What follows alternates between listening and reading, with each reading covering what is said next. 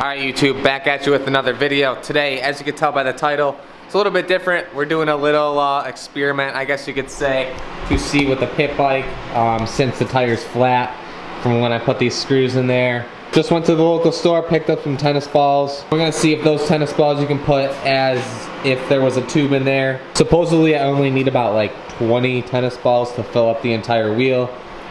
There were a bunch of questions online. I never saw anybody actually do it or successfully ride on it, so that's why I'm trying it today to see if it's even possible and just to test it for anybody that was curious. If not, we'll see what happens. I gotta start by taking out all these screws. I'm not gonna put the new tires on yet. I'm just gonna re-put this one back on. This is gonna be a little bit easier to put back on now that it's like already stretched. But I gotta start with taking all the screws out first. We'll take it off and we'll put the tennis balls in there and see what happens. See if you can even ride on it. This is why my battery is always dead. I always forget to turn it off. Something that definitely would have made my life a lot easier in the event of the battery dying, something that would have came in handy countless times would be this AnyKit portable jump starter battery pack. This thing has a few lights in the front here, on the sides right here at night if you're trying to light something up, with the obviously the jump starter function, which is right here. Granted, if you didn't have the kickstart on, or with all the new bikes nowadays, the new once I upgrade my 250F, it's not going to have a Kickstarter anymore. It's going to be e-start, so this thing would definitely come in handy. So just having the truck ready to go, just in case the battery were to die. You guys want to check this AnyKit portable jump starter out. You can also charge your phone. It has 2 USBs on the side right here. Super convenient, ready to go. It's also got the seatbelt cutter and a glass breaker. I'll leave a link down below in the description if you're interested in getting one. And regardless, it's nice to have in the truck.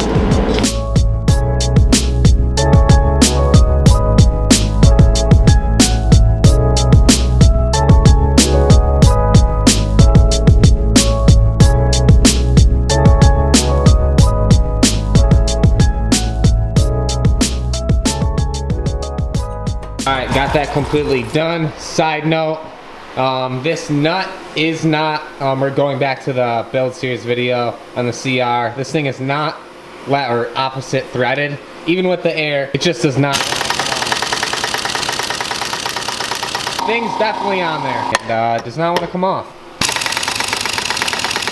I'm only mentioning it because I know I saw a lot of comments regarding that. But yeah, moving away from that, let's get this wheel taken off. We'll see how we're gonna go about putting these tennis balls in there. If you have done this on a pit bike, let me know, post a comment. I know a lot of the like enduro off-road guys would do it, but I've never seen somebody do it on a pit bike or with a smaller wheel, if it would even work. I don't know if on the bigger bikes if they go about it differently. I have no idea. I'm just winging it, putting them in there, and hopefully it works and I can set the bead on there and it won't spin around in the rim. Well, that wasn't on there very tight. Literally hand tight. Wow, these bearings look like they're in great condition, as you can see. They're not rusted or corroded or anything or kind of bulging out. Definitely not. Especially this one. This one's in great condition. It's definitely why my wheel's so out of whack and wobbly. That's for sure. And actually, upon further looking at this thing, if it's zoomed in all the way, it looks like the bearing is inside this casing, but it almost looks like this, the hub, inner hub, it snapped off where it was once connected right there. I mean, it's all jagged edged and definitely doesn't make any sense why this would be disconnected. So yeah, it looks like I snapped the whole inner hub here. And that would probably be why it was wobbling as bad as it was, and all this dirt and stuff in here while my brakes weren't working. But that's great. Looks like I need a whole new hub now. Gotta love pit bikes, right? They never break. Never. That bearing's just completely shot from all the water. Always something, right? Always something. We can still try this for video's sake. We'll get this tire taken off and see if we can just pop off half of it and then wedge the tennis balls in from the side versus actually taking the whole tire off and then stuffing them in and just having to add to the whole process. This is going to be a pain now that I don't have anything to actually hook the tire irons. Great, because changing mini tires is a blast. Never changed one, you wouldn't know, but they're definitely not fun.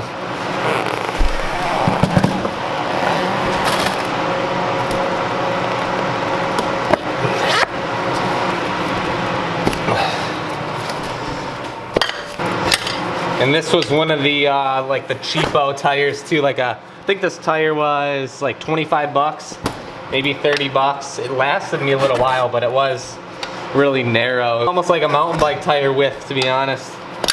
But it got the job done. But now we'll have some actual tires. There we go. Just that first little stage. Boom. Hopefully can do this without having to take the whole tire off. Save a little bit of time. But I have a feeling this is either gonna work great or it's just gonna be a complete waste of time. I'm leaning more towards the complete waste of time. But hey, I've heard some people have had luck with it, some people haven't. Maybe this will help some of the guys that pinch tubes a lot or pinch tubes, putting them in a lot. You don't have to worry about it. Might be useful for some people, who knows. Here goes nothing. See if we can even get them in there first. Well, it's probably just gonna be difficult on the last few, but it might work. Reference to tennis balls, I mean, I guess these are like the cheap to medium price. I don't really know tennis ball pricing, but I'm sure if you get the heavier duty ones, it might work better. We'll see once we get it down, but it looks like they're going in fine. To be honest, they're not too hard. It's just going back on to wedge it down in there. It's gonna be hard. One to spare. Exactly one to spare. Because there's no way I'm fitting another one in there. There is the halfway done tennis ball, tire tube, whatever you want to call it. This should be fun. Looks like a fat tire right now. So wide. Well, the difficult part, trying to get them all down inside here.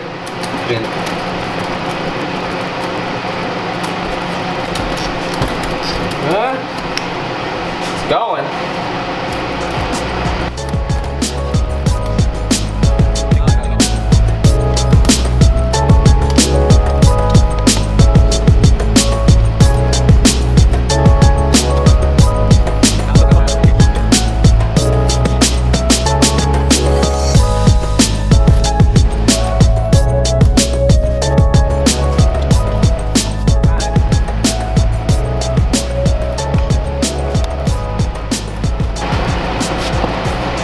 Now this is the real fun part. Did I mention how much I love changing tires? I don't think I did. Love it. All right, and like that, a few minutes later, got it entirely on. And I don't know what people were talking about, the bead not setting. It's perfectly around the entire rim. And it doesn't really feel too much heavier than what a tube would be.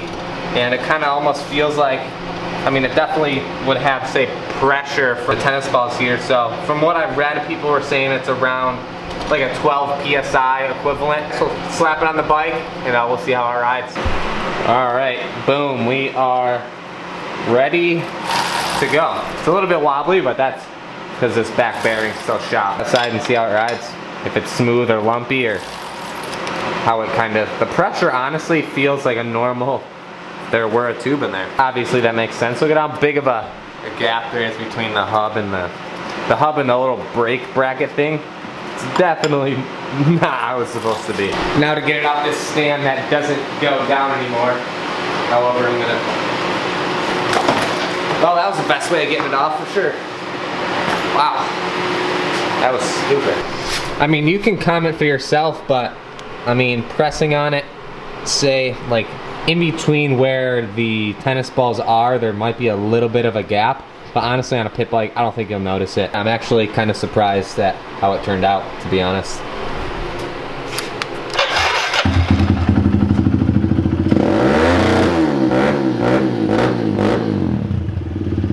Let it warm up. Bike was warm, I know people are gonna cringe.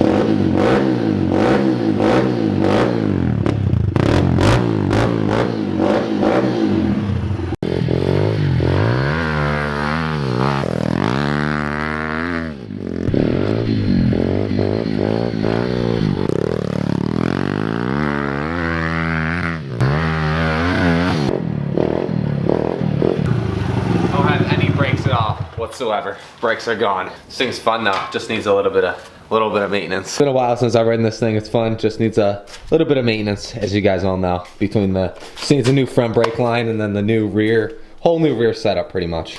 The fact that the whole battery's falling out. If I threw somebody on this and told them to ride it, they wouldn't even question. Really don't think it rides honestly the same.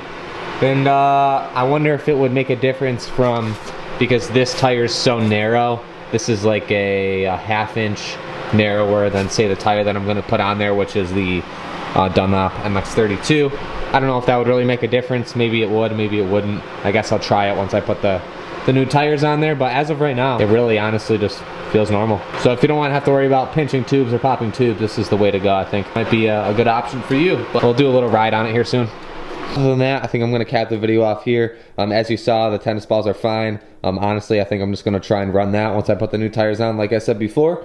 And yeah, don't got to worry about pinching or popping the tubes going on, or potentially popping it while riding. So one issue I know some people might bring up is if the tennis balls actually pop themselves. I guess in that case, I'd have to put new tennis balls in. These, like I said, are kind of on the cheaper end of tennis balls. If that does happen to me, then I'm going to have to go back and I'll put in the heavy duty thicker tennis balls. But with that, if you guys are new, make sure you're subscribed, give this video a thumbs up, share it with your friends. Don't forget to follow me on Instagram @TylerMonagan, and off of that, I'll see you guys tomorrow in the next video.